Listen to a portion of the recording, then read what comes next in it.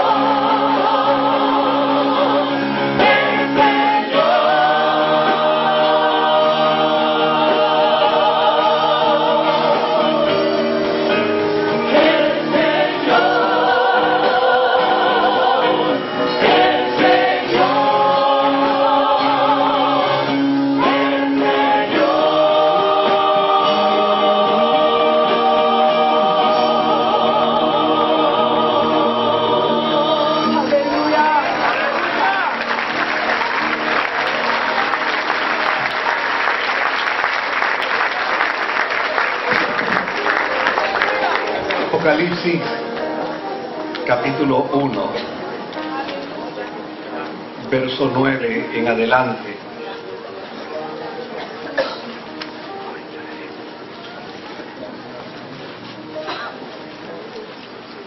Apocalipsis capítulo 1, verso 9 en adelante.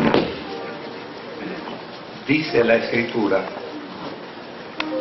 yo, Juan, hermano de ustedes y compañero en el sufrimiento, en el reino y en la perseverancia que tenemos en unión con Jesús, estaba en la isla de Patmos por causa de la palabra de Dios y del testimonio de Jesús. En el día del Señor vino sobre mí el Espíritu, y oí detrás de mí una voz fuerte como de trompeta que decía: escribe en un libro lo que veas y envíalo a las 7 iglesias, a Éfeso, Esmirna, Pérgamo, Tiatira, Sardis, Filadelfia y la Odisea. Me volví para ver de quién era la voz que me hablaba, y al volverme vi 7 candelabros de oro. En medio de los candelabros estaba alguien semejante al Hijo del Hombre, vestido con una túnica que le llegaba hasta los pies y ceñido con una banda de oro a la altura del pecho. Su cabellera lucía blanca como la lana, como la nieve, y sus ojos resplandecían como llama de fuego. Sus pies parecían bronce al rojo vivo en un horno, y su voz era tan fuerte como el estruendo de una catarata. En su mano derecha tenía 7 estrellas, y de su boca salía una aguda espada de 2 filos. Su rostro era como el sol cuando brilla en todo su resplandor. Al verlo, caí a sus pies como muerto. Pero él, poniendo su mano derecha sobre mí, me dijo: no tengas miedo. Yo soy el primero y el último, y el que vive. Estuve muerto, pero ahora vivo por los siglos de los siglos, y tengo las llaves de la muerte y del infierno. Que el Señor añada bendición a su palabra. Quiero invitarles también a que veamos una expresión del Evangelio según San Juan en el capítulo 20 y verso 9. Evangelio según San Juan, capítulo 20 y verso 9, donde dice: hasta entonces no habían entendido la Escritura que dice que Jesús tenía que resucitar. Cuando uno va a los evangelios, Mateo, Marcos, Lucas y Juan, encuentra distintas historias, distintos datos con respecto a la resurrección de Jesús. De hecho, cuando uno mira el testimonio de Juan, hay cosas que Juan plantea y menciona que Mateo las obvia, o que Lucas las ignora, o que llana y sencillamente Marcos tal vez las exagera. Esto ha dado pie a algunas personas a pensar que la Biblia tiene contradicciones. Dicen, la Biblia se contradice. Por ejemplo, Juan dice que María Magdalena fue sola al sepulcro, pero Mateo dice que era María Magdalena y María. Por el otro lado, Juan dice que la tumba estaba vacía, y Mateo dice que un ángel había removido la piedra. Por el otro lado, Juan dice que vio la piedra quitada y corrió. Y Mateo dice que le dieron unas instrucciones antes de correr. Juan dice que a Pedro y a Juan se les informó sobre la resurrección, y llana y sencillamente Mateo narra la historia en términos de los soldados. Juan dice que fue Pedro y Juan a la tumba, mientras Marcos dice que fue María Magdalena, María, y ahora se le añade Salomé. Hay unos que dicen que vieron a un ángel, otros dicen que había dos. Hay unos que dicen que mandaron a detener a Pedro, que iba camino a Galilea, y hay otros que dicen que a Pedro lo mandaron a Galilea. Hay unos que dicen que a María Magdalena se le dio unas instrucciones para que informara sobre la resurrección, pero no se dice a quiénes se los tenía que informar. Desde luego, Lucas dice que era un grupo grande de mujeres las que iban. Note bien, unos dicen que era una, otros dicen que eran tres. Luego Lucas dice que eran muchas mujeres. Y qué bueno que la historia está así. Los que han trabajado tal vez un poco con historia, los que han manejado un poco la historia, los que gustan de la historia, probablemente hayan escuchado a algún historiador decir lo siguiente: la evidencia histórica no es anulada cuando lo relevante se sostiene y lo irrelevante se infiere. El hecho de que haya algunas inferencias que no puedan sostenerse no elimina la verdad de una historia. Por ejemplo, para no tomar a nadie de ejemplo, yo puedo salir y aquí en el puente chocar mi carro, ¿verdad? Alguien puede pasar y decir: el pastor tuvo un pequeño accidente. Hay otro que tal vez puede pasar y decir: allí debajo del puente hay un choque terrible. Hay otro que tal vez pueda decir: sabe Dios cuántos heridos hay allí. Y hay otro que tal vez pueda decir: dice que probablemente hay muertos. Mire, esto de las informaciones es bien interesante. El domingo pasado yo estaba en la oficina y del baño llegó la noticia de que una puerta se cayó. Una puerta se cayó en el baño. Y del baño a mi oficina, mire cómo llegó la noticia. Todavía yo no se le dije, pero mire cómo llegó la noticia. Pastor, vaya de emergencia al baño, que hay una persona grave en el baño y habrá que romper la puerta.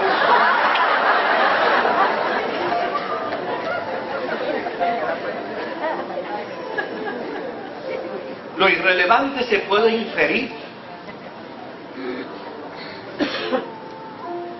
pero eso no anula lo que es relevante de la historia. Algo había sucedido en el baño. Yo estoy seguro que todos ustedes pasaron la escuela superior. Y si yo les dijera a ustedes hoy que Cristóbal Colón no vino a Puerto Rico,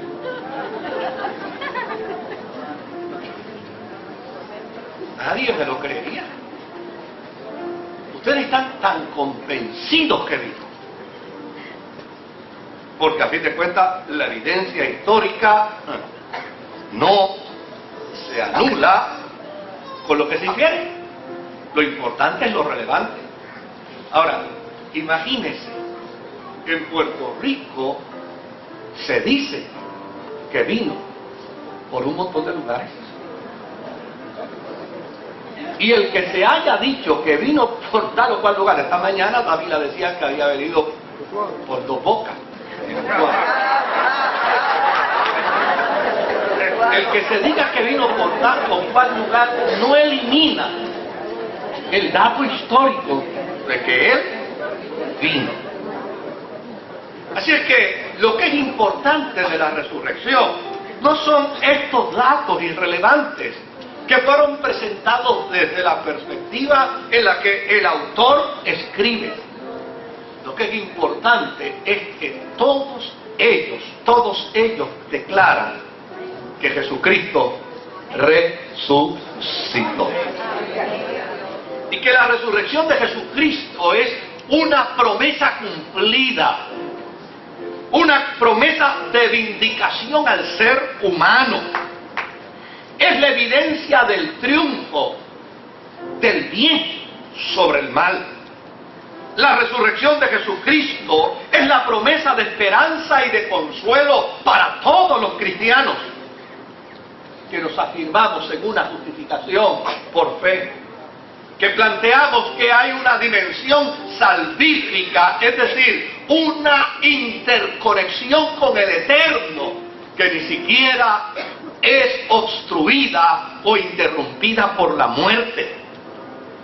La promesa, la experiencia de la resurrección es una promesa de esperanza y de consuelo para la iglesia, a fin de que todos los creyentes entendamos y sepamos y afirmemos que nuestra vida, como resultado de la resurrección de Jesucristo, está vinculada aún en la eternidad. Ahora, es importante señalar lo siguiente. La resurrección de Jesús se dio en un contexto en la vida de los discípulos y de los seguidores de Jesús de profunda crisis. Había crisis en los discípulos. Dice aquí Juan, con perfecta claridad lo plantea. Hasta entonces no habían entendido la Escritura, que dice que Jesús tenía que resucitar. Fue una crisis para los discípulos ver a su maestro pendido de la cruz y a fin de cuentas saber que allí no solamente terminaba todo, sino que si esto le sucedió a él, ahora viene el imperio, ahora vienen los judíos contra nosotros. Y esto va a ser el acabose. Había crisis en las mujeres. Aquel que les daba una esperanza de una vida distinta, la esperanza de un panorama primaveral para ellas, contrario al duro verano o el duro invierno que le producía la ley, se extinguía con el que pendía en la cruz. Para Pedro debió haber sido un horror, porque todo aquel que es amigo jamás quisiera lastimar al amigo o al ser querido unas horas antes de morir. Quienes han vivido la experiencia de lastimar a alguien unas horas antes de morir saben y pueden entender cómo se sentiría Pedro. Pedro estaba en una profunda crisis. Tanto nadar para morir en la orilla. Tanta demostración de afecto, de solidaridad, de amor, para en las últimas horas negarlo. ¡Qué cosa extraordinaria! Que la resurrección de Jesucristo vino en el momento de mayor crisis que aquellos hombres y aquellas mujeres vivían. La resurrección de Jesucristo vino en el momento en que una mujer llamada María Magdalena y aún su madre y Salomé y otras tantas lloraban la pérdida del ser que amaban para recibir la grata noticia de que no está aquí porque ha resucitado. Es decir, la resurrección de Jesucristo vino para las mujeres en crisis. La resurrección de Jesucristo vino para los discípulos en crisis. Cuando quisieron dar los últimos honores al difunto, cuando quisieron dar los últimos honores al cadáver, y llegados allí con la mirra, con los perfumes, descubrieron que llana y sencillamente Él no estaba allí porque había resucitado. La resurrección fue una bendita esperanza para Pedro. Para el Pedro que se sentía turbado, angustiado, porque le había fallado a su Señor. Y ahora recibe las últimas instrucciones del resucitado para decirle: olvídate del error, olvídate de la falla. Yo tengo una agenda para ti.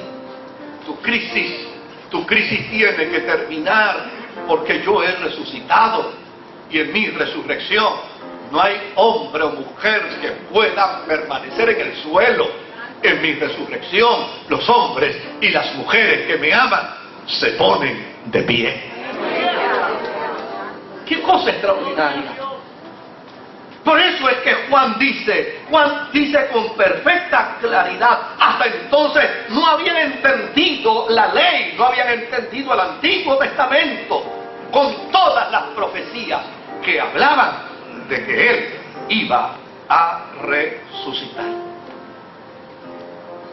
La resurrección siempre ha llegado en momentos de crisis. La noticia de un Cristo resucitado es la mejor medicina que puede tener un cristiano en crisis. La noticia de un Cristo resucitado es la mejor vivencia que puede experimentar un hombre y una mujer en dificultad. El testimonio de un Cristo resucitado es la mejor esperanza que puede tener una iglesia. Es la mejor vivencia que puede tener un hombre o una mujer en su servicio al Señor. No importa cuál sea su crisis. No importa si su crisis es económica. No importa si su crisis es emocional. No importa si su crisis es el resultado de pérdidas. No importa si su crisis es el resultado de alguna enfermedad. La noticia de la resurrección de Jesucristo es la bendita esperanza que todo hombre y toda mujer tiene en el servicio al Señor, sabiendo que si Cristo resucitó, Dios también vivificará nuestros cuerpos mortales. Habrá vida en el hombre y en la mujer que cree en el poder de su resurrección. La noticia de la resurrección salvó la circunstancia de una iglesia primitiva. En lugar de esconderse, salieron. En lugar de huir, se enfrentaron. En lugar de buscar la forma de excusarse, entonces afirmaron con ahínco y con fuerza para declarar: Él resucitó de entre los muertos y nosotros somos testigos de esa resurrección. De hecho, la historia bíblica revela y demuestra que el primer mártir de la iglesia, Esteban, viendo la furia y el odio de sus detractores, cuando todos ellos tomaron piedras en sus manos para lapidarlo, puesto de rodillas, dijo: he aquí vengo el cielo abierto y al Hijo del Hombre sentado a la diestra del Padre, afirmando el sentido profundo de la resurrección. Mi Cristo no se quedó en la tumba, mi Cristo está sentado a la diestra del Padre, y si está sentado a la diestra del Padre, en Él hay sentido de eternidad. Ahora, mire qué interesante. 70 años después, hubo una nueva crisis dentro de la iglesia. En una primera crisis, la resurrección levantó los ánimos de la iglesia. Vamos a ver qué pasó en una segunda crisis. 70 años después de la resurrección de Jesús, el Imperio Romano afirmó su sentido religioso a tal punto que llevaron al emperador a la divinización. Lo declararon un dios. Y desde luego el Imperio Romano, que gobernaba tantos países paganos, no tuvo problemas con el paganismo. A fin de cuentas, un dios más en el paganismo no hacía daño. Ellos andaban buscando nuevos dioses. Encontrarse con el dios César, para ellos fue una experiencia exquisita. Pero para los cristianos fue un dolor de cabeza grandísimo. Porque ellos habían entendido el respeto al imperio. Habían entendido lealtad al imperio. Habían entendido que su deber y responsabilidad era orar por los que les perseguían. Pero había también entendido que su deber era orar por los gobernantes y por los que estaban puestos en autoridad. Pero cuando llegó la noticia a la cristiandad de que de ahora en adelante todo el que quiera doblarle sus rodillas a Cristo, antes tiene que doblárselas al César, la cristiandad volvió a vivir crisis. 70 años después de su resurrección, la cristiandad está inmersa en una grande crisis. La crisis desembocó en persecución, en pérdida de propiedades, en cárcel, apedreamientos, muertes. Y todos los días el cristianismo era diezmado. Todos los días mataban cristianos. Todos los días vivían los cristianos experiencias angustiosas y dolorosas. ¿Y saben cuál fue la primera pregunta? ¿Dónde está? ¿Qué se ha hecho? ¿Dónde se ha metido? ¿Por qué no nos responde? ¿Por qué permite que nosotros vivamos esta crisis? ¿Por qué permite que nosotros vivamos estas experiencias dolorosas y agónicas? Allí empezó la cristiandad a producir un mar de preguntas con respecto a su Cristo. Porque desde luego, en el pensamiento cristiano, muchas veces hemos pretendido evadir el sufrimiento. Y muchas veces hemos pretendido evadir las lágrimas. Y hemos pretendido evadir la crisis. Porque pensamos que en crisis, en sufrimiento o en lágrimas no puede haber presencia del resucitado. Y estamos perfectamente equivocados. Hemos errado en el propósito teológico. Mejor vive quien está enfermo con Dios que quien está sano sin el Eterno. Mejor vive el hombre y la mujer en crisis con Dios que aquel que llana y sencillamente lo posee todo, pero Dios está ausente de su noticia. Allí estaban aquellos cristianos en crisis, 70 años después de su resurrección. Ahora se están preguntando qué ha pasado, qué sucede, por qué tanto dolor, por qué tanto sufrimiento. Y Juan es llevado entonces a la isla de Patmos a sufrir el suplicio, el dolor de aquella crisis. Y llegado a la isla de Patmos, lo menos que Juan imaginaba es que él iba a volver a tener una segunda experiencia con el resucitado. Y él lo testifica.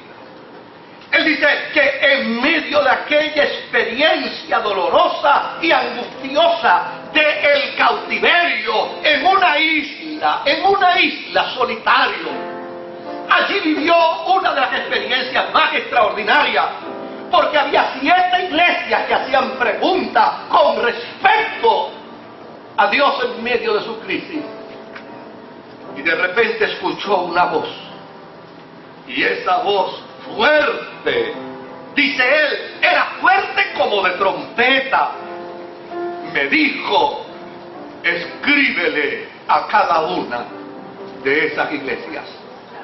Escríbele a la iglesia de Éfeso que sufre, a la iglesia de Esmirna que llora, a la iglesia de Pérgamo que está en angustia, a la iglesia de Tiatira que está enferma. Escríbele a la iglesia de Sardis que lo ha perdido todo. Escríbele a la iglesia de Filadelfia que está siendo acosada por el imperio. Escríbele a la iglesia de la Odisea. Escríbele a cada una de ellas. Y dile que yo soy el que siempre aparecerá en medio de las crisis. Y dice Juan, cuando yo escuché aquella voz, me miré a ver quién era el que me hablaba. Y cuando miré quién era el que me hablaba, 70 años después,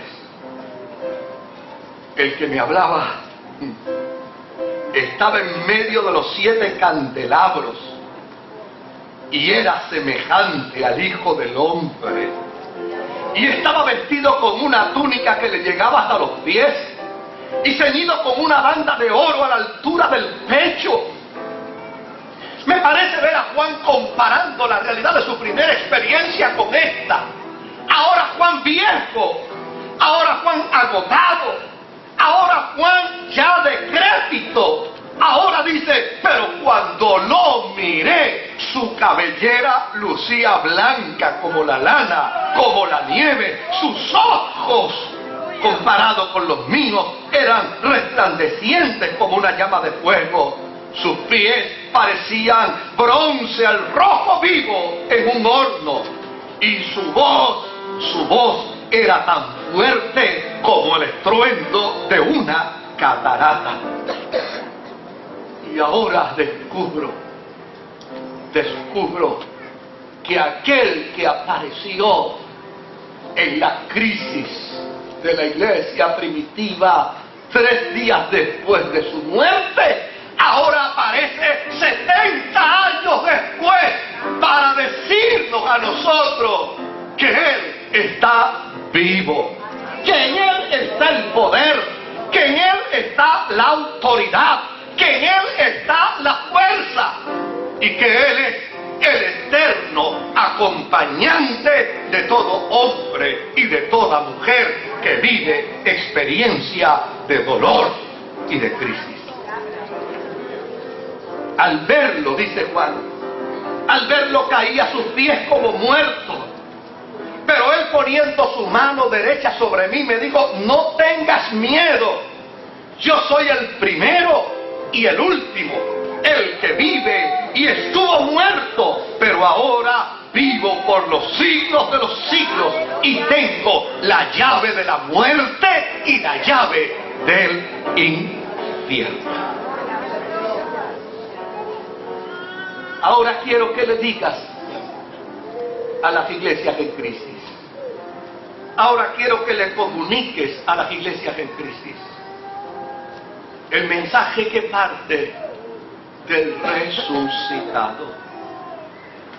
Dímele a la iglesia de Éfeso, Juan, escríbemele a la iglesia de Éfeso y dile de mi parte que yo soy el que sostengo las 7 estrellas.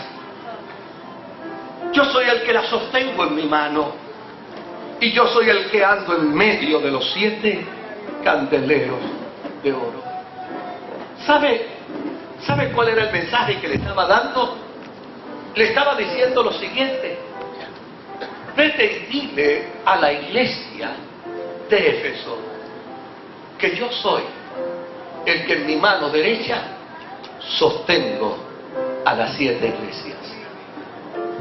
¿Sabes algo, querido? El Cristo resucitado te sostiene a ti cuando tienes fe y te sostiene cuando la fe te falta. El Cristo resucitado te sostiene a ti cuando tu fe es inamovible y te sostiene cuando tu fe está en movimiento. Es el Cristo resucitado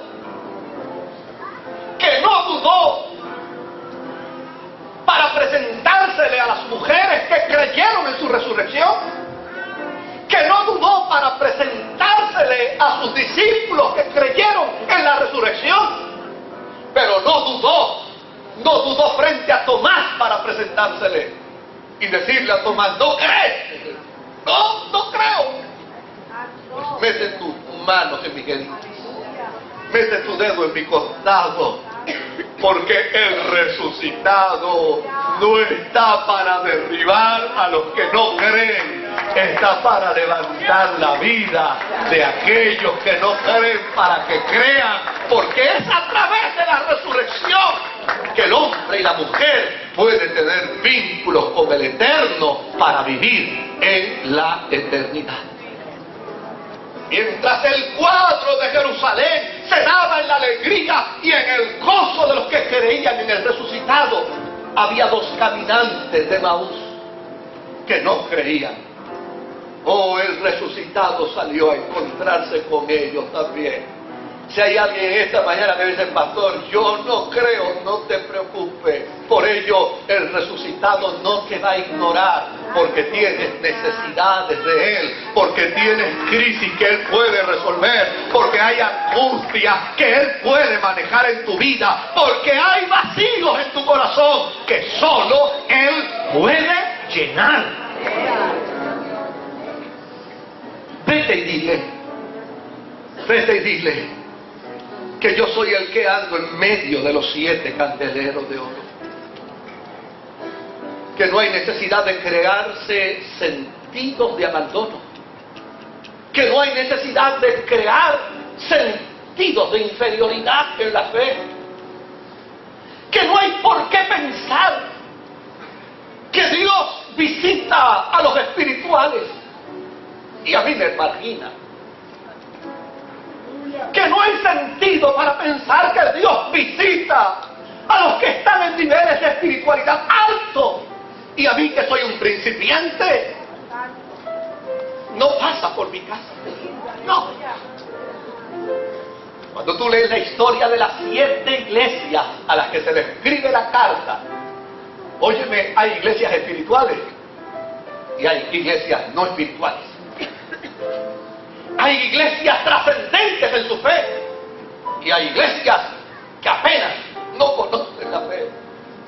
Pero mira lo que dice él: yo las tengo a todas sostenidas en mi mano y camino alrededor de los 7 candeleros de oro.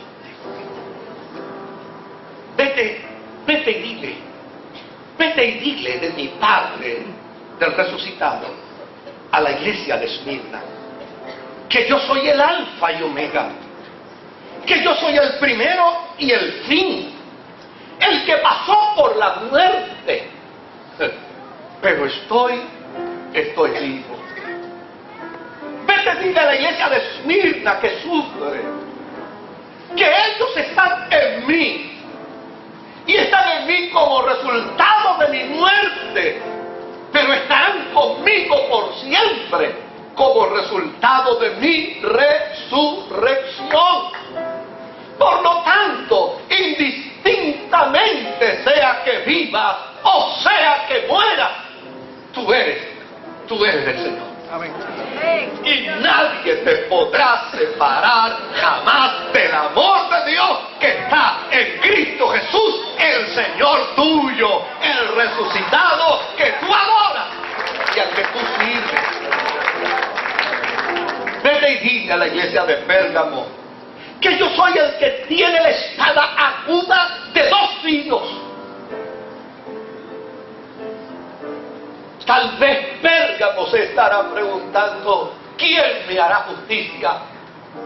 ¿Quién intervendrá en mi favor? ¿Quién me ayudará a salir de esta crisis con un sentido de justicia? Pues vete y dile a la iglesia de Pérgamo que yo tengo la espada de 2 filos, que yo soy el que hago justicia, que yo soy el que intervengo a favor de la iglesia, que yo soy el que intervengo en favor de los que necesitan la justicia.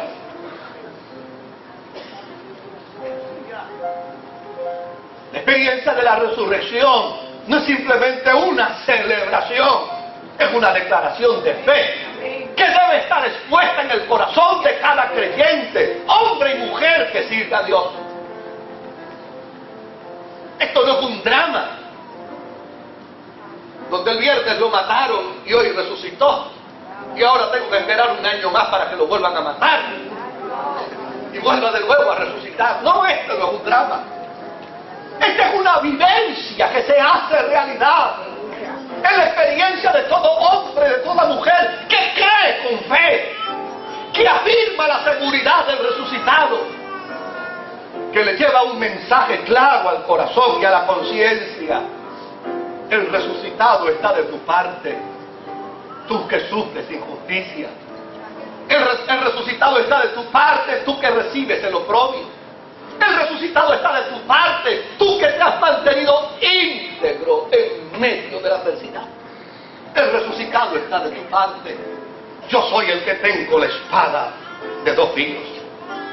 Vete y dile a la iglesia de Tiatira que yo soy el Hijo del Dios, el que tiene los ojos como llamas de fuego y el que tiene los pies como bronce pulido.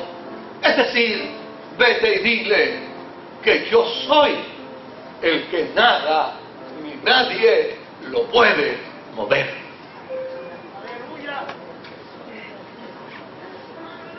Vete y dile a la iglesia de Tiatira en su crisis que a mí nadie me mueve, que a mí nadie me estremece, nadie ni nada. El mensaje del resucitado es entender que estamos en Él.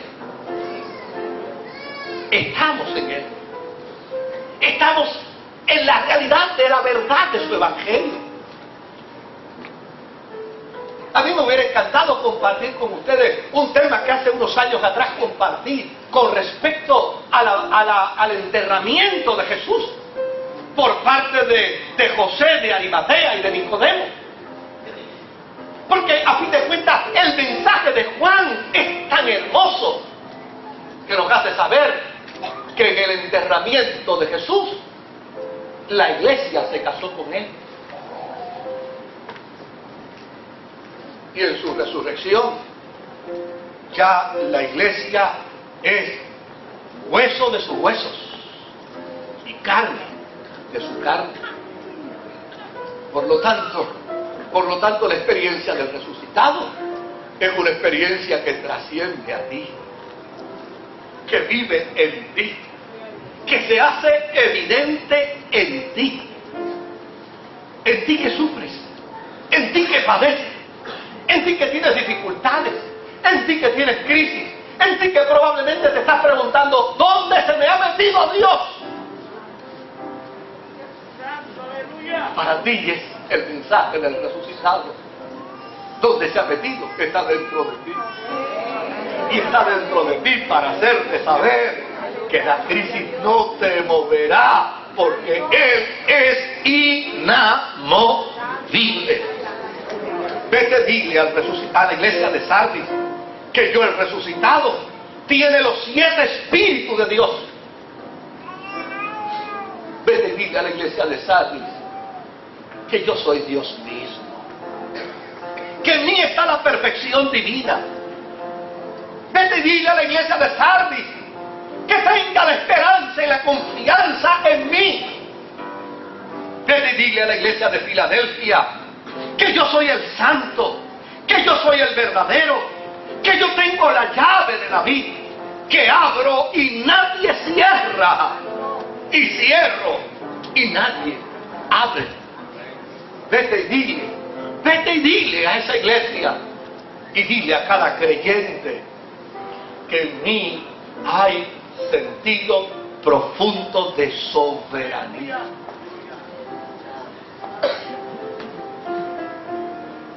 Que ya Dios en su eternidad declaró quién tú eres y cuál es su propósito en ti. Y no hay circunstancia que acabe contigo.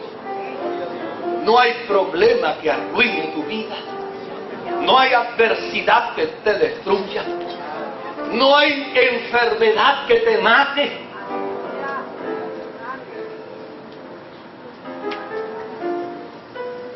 Porque gracias a su resurrección, Él te vinculó a la eternidad con el Padre. Ve y dile a la iglesia de la Odisea que yo soy el amén, que yo soy el testigo fiel, que yo soy el Dios veraz, el origen y la razón de toda la creación. Ve y dile a los creyentes que todo lo que está hecho fue hecho por mí, que yo tengo el control soberano, que yo tengo el control absoluto de cada circunstancia. Juan llegó con su mensaje a las iglesias. ¿Y qué cosa extraordinaria? Una iglesia en crisis, como lo fueron unos discípulos en crisis. Una iglesia 70 años después en persecución, como lo fue unos discípulos en persecución. Una iglesia que vivió la amargura de una grande frustración, como lo fue una iglesia 70 años después, viviendo la amargura de una grande frustración. No fue destruida. ¿Sabes? Esta iglesia no terminó su periodo de persecución como resultado de la carta, sino todo lo contrario. 200 años después, todavía estaba inmersa en persecución. Pero aquí está la pregunta y aquí está la respuesta. ¿Qué hizo que una iglesia en persecución viviera afianzada y no fuese erradicada de la tierra? ¿Qué fue lo que una iglesia en medio de una persecución despiadada, sin comparación, pudiera permanecer firme y llegar a ser lo que es hoy? ¿Qué fue lo que lo hizo? ¿Qué fue lo que lo logró? Querido, lo logró el testimonio de el resucitado. La conciencia de saber que Él resucitó de entre los muertos. La conciencia de saber que Él está vivo. La conciencia de saber que no solamente Él vive, sino que yo vivo porque Él vive. La conciencia de saber que nos vinculó a la eternidad y por lo tanto nada ni nadie nos podrá separar de su amor. Nada ni nadie podrá destruir la relación de amor con el Eterno. Oh, la resurrección es extraordinaria para la vida de la iglesia. La resurrección es extraordinaria para la vida de los creyentes. La resurrección no dice que te va a quitar el dolor. La resurrección no dice que te va a quitar la enfermedad. La resurrección no anuncia que te va a quitar el problema. La resurrección no anuncia que nadie te va a abandonar. No, la resurrección lo que te dice es que a pesar de las circunstancias de la vida, la presencia del resucitado nunca te dejará, nunca te abandonará, siempre estará contigo y la gloria de su presencia te llevará a vivir victorioso y victorioso. El mensaje de la resurrección de Jesucristo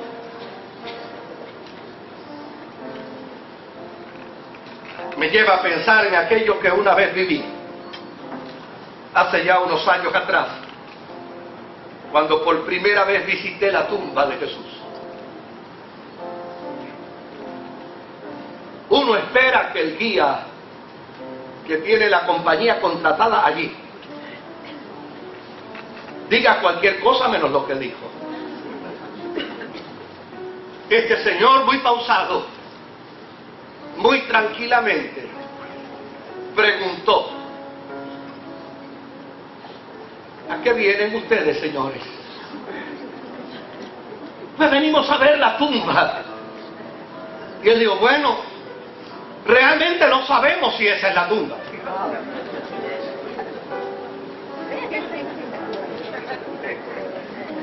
Tradicionalmente se dice que es, pero no sabemos. No hay ninguna evidencia que diga que esa es la tumba. La evidencia bíblica lo que dice, señores, es que él murió en un lugar que se llamaba la Carabela, y desde luego usted mira hacia allá y ve esa piedra que parece una carabela, pero quién sabe si ha sido esculpida posteriormente.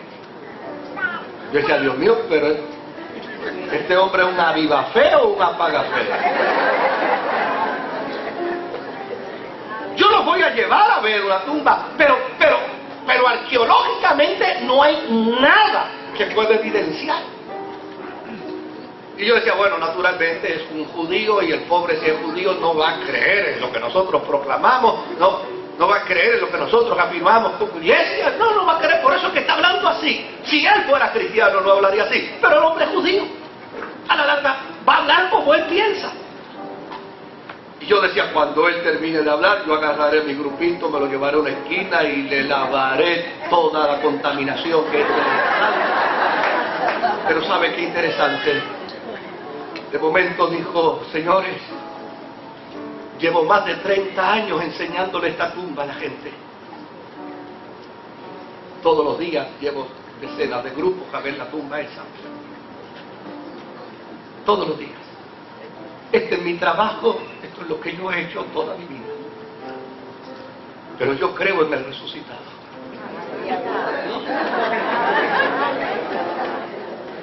Yo no creo en el resucitado por ese hueco que está ahí. Y yo no creo en el resucitado por la evidencia histórica de aquella piedra que parece una carabela. No, yo no creo en el resucitado por ello. ¿Sabe por qué yo creo en el resucitado? Porque cuando los vi a ustedes desmontarse de ese vehículo, vi sus rostros llenos de gloria y de esperanza que solo la produce el resucitado. El testimonio de la resurrección de Jesucristo no es la tumba. El testimonio de la resurrección de Jesucristo es ver caras de hombres y de mujeres que afirman esperanza en medio de la crisis, que afirman fuerza en medio de la debilidad, que afirman riqueza en medio de la pobreza, que afirman bonanza en medio de la tormenta. La evidencia contundente del resucitado es afirmar sin lugar a duda que el que le resucitó fue poderoso también para vincularte a ti y a mí a la eternidad, de tal manera que podamos decir y creer como Jesús lo plantea, sin temor a equivocarnos, sin temor a equivocarnos.